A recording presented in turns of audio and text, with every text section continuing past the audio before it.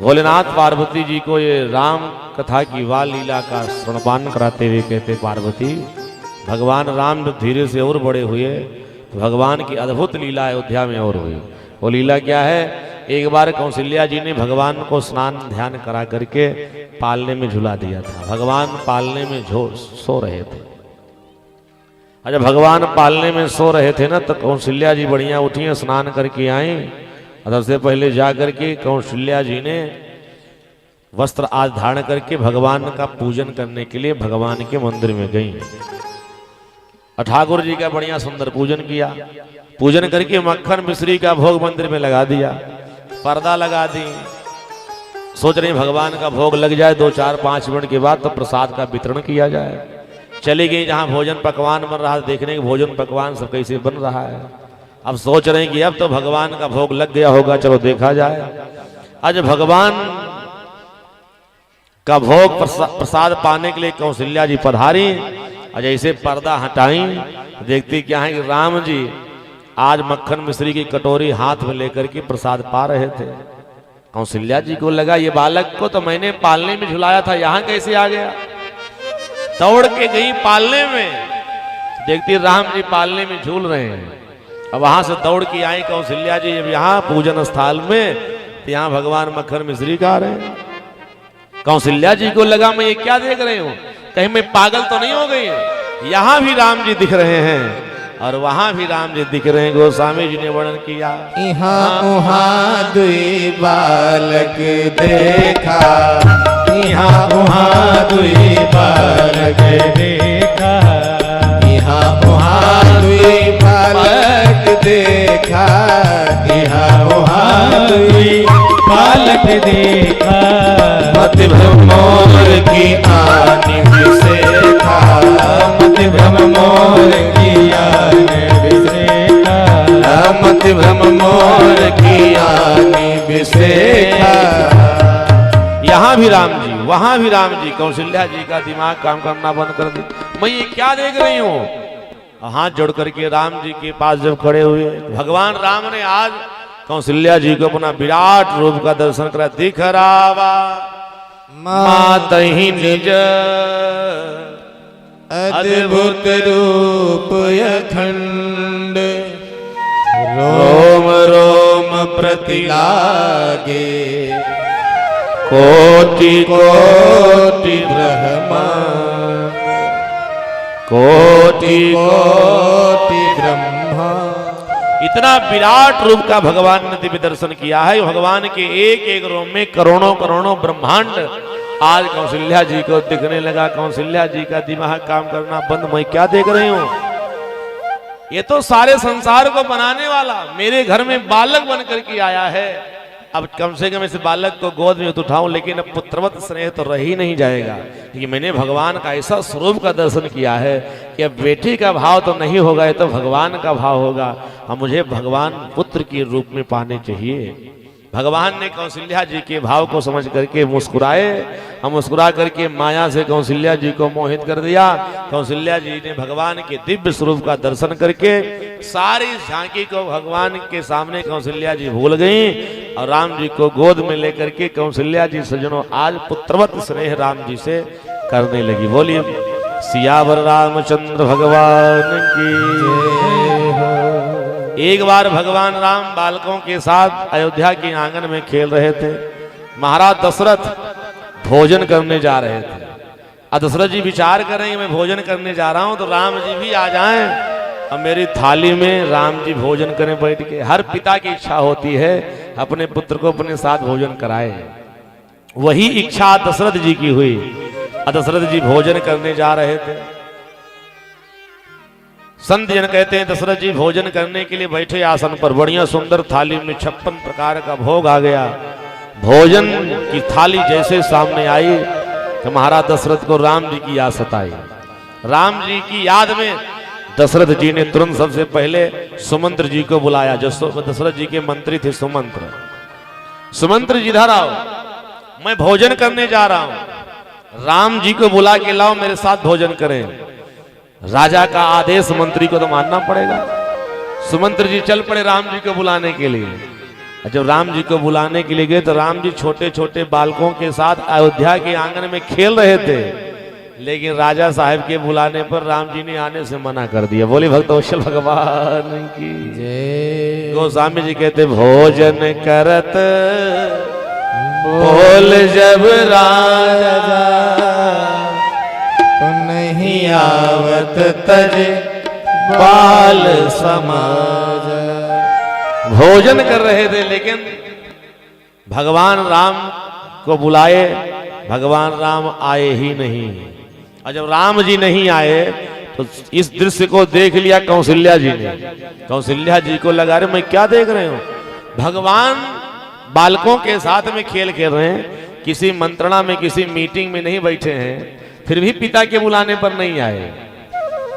कुछ लोग कहते राम जी ने पिता का अपमान किया। भोजन करत बुलावत राजा और नहीं आवत तजी बाल समाजा। पिता के बुलाने पर जो बालक ना हुए वो पिता का सम्मान कर रहा है, अपमान कर रहा है। किसी ने राम जी से पूछा आपने अपने पिता की आज्ञा की अवहेलना क्यों की, पिता के बुलाने पर आप क्यों नहीं गए? राम जी ने कहा पिताजी बुलाते तो मैं चला जाता। पिताजी नहीं बुला रहे थे, राजा साहब बुला रहे थे। भोजन करत बुलावत राजा, अब मैं राजा रानी के बुलाने पर कहीं जाता नहीं। बोली भक्तवत्सल भगवान की।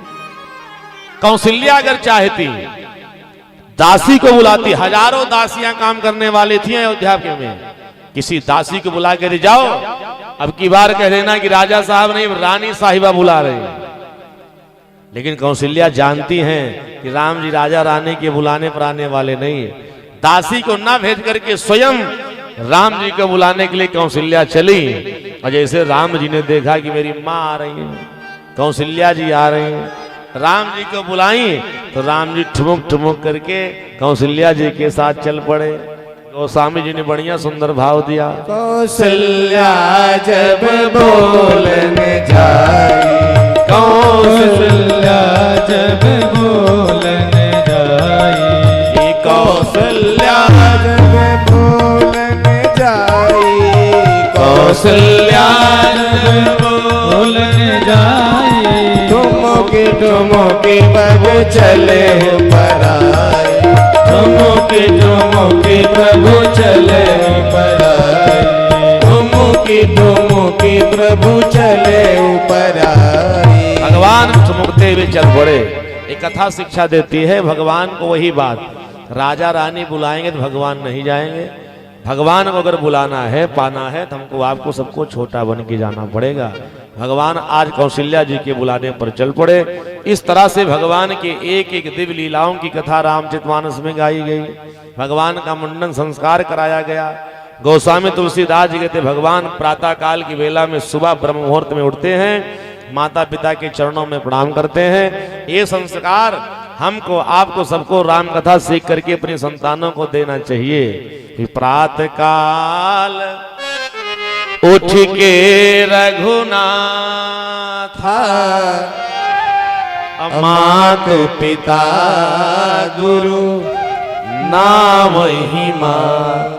हर माता पिता को अपने बालकों को ये संस्कार देना चाहिए, संतानों को, कि माता पिता गुरुजन ब्राह्मण संत महात्मा कोई मिल जाए तो उसके चरणों का आशीर्वाद अवश्य ले। जो माता पिता अपने पुत्रों को ये संस्कार नहीं देते, और नोट कर ले, माता पिता अपने पुत्र के माता पिता नहीं है तो हैं कौन? माता शत्रु पिता बैरी, हे न बालो न पाठिता, अन शोभते सभा मध्य, हंस मध्य वको यथा। जिन माता पिता ने अपने संतानों को ये संस्कार नहीं दिए, शिक्षा नहीं दिए, वो माता शत्रु है, पिता बैरी दुश्मन है। इसलिए हर माता पिता को राम कथा शिक्षा लेके जानी चाहिए, स्वयं भी इसका पालन करें और अपनी संतानों से पालन स्वयं करवाएं, ये संस्कार दो।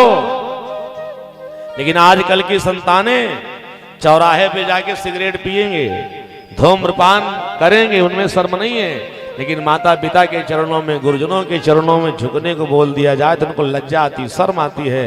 ये राम कथा कहती है, अगर पूरी दुनिया को अपने चरणों में झुकाना चाहते हो, पहली शर्त यह है कि माता पिता गुरुजन ब्राह्मण के चरणों में झुकना सीख लो, तब दुनिया आपके सामने झुकेगी। आज राम और कृष्ण के सामने पूरा संसार नतमस्तक हो जाता है, झुक जाता है। क्यों?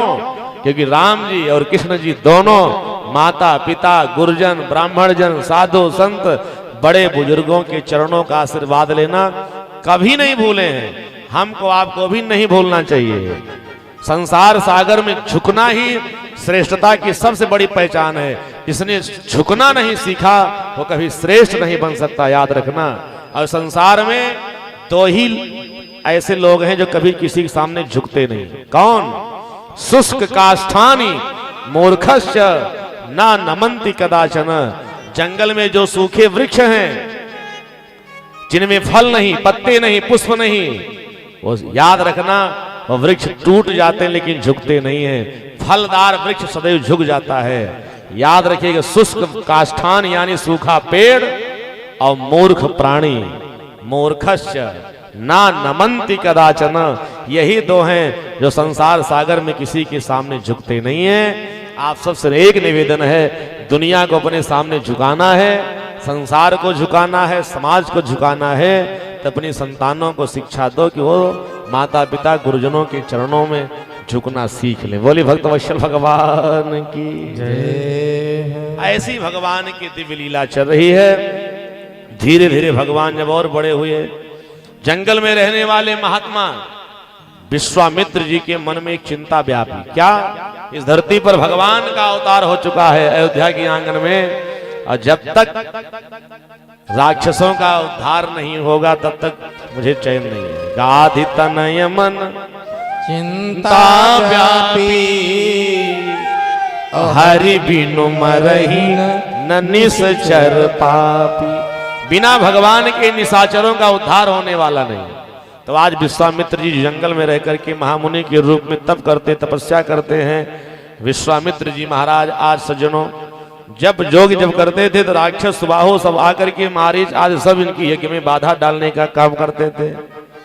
इन्होंने विचार किया कि अयोध्या के चक्रवर्ती सम्राट महाराज दशरथ के आंगन में राम जी का अवतार हुआ है, मुझे जा करके दशरथ जी के से राम लक्ष्मण को मांग करके लाना चाहिए। और महाराज विश्वामित्र जी अपने कुटिया को छोड़ करके जंगल का त्याग करके अयोध्या के लिए प्रस्थान किया।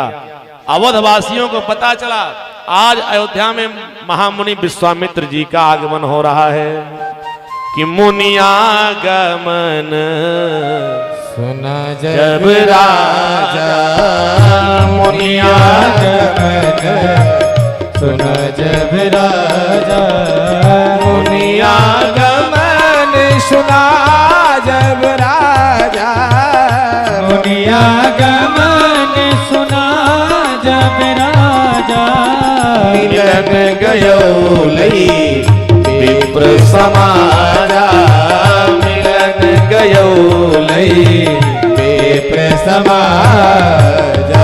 मुनि का आगमन जब अयोध्या नगरी में हुआ तो ब्राह्मणों को, संतों को, महात्माओं को, गुरु वशिष्ठ जी को लेकर के उनकी अगवानी करने के लिए महाराज दशरथ चल पड़े। देखते क्या है, विश्वामित्र जी पधारे। सबसे पहले जाकर के विश्वामित्र जी ने सरयू जी में स्नान किया। कुछ लोग कहते हैं इसका मतलब विश्वामित्र जी अपने आश्रम से स्नान करके नहीं चले थे तब सरयू में स्नान किया, ऐसा नहीं है। अपने आश्रम से स्नान करके चले थे विश्वामित्र जी, महामुनि थे, ज्ञानी थे। तो अयोध्या में पहुंचते ही सरयू में स्नान क्यों किया? ये कथा शिक्षा देती है। अपने घर से कितना भी स्नान करके जाओ, नहीं किसी तीर्थ में पहुंच जाओ, हरिद्वार पहुंच जाओ, प्रयाग पहुंच जाओ, काशी पहुंच जाओ, अयोध्या पहुंच जाओ, तो ये न मत सोचो घर से स्नान करके आए हैं। स्नान किए हो या न किए हो, लेकिन हमारा आपका पहला कर्तव्य है गंगा आदि पवित्र पावन नदियों में, तीर्थों में हम जाके स्नान करें। बोली भक्त वत्सल भगवान की।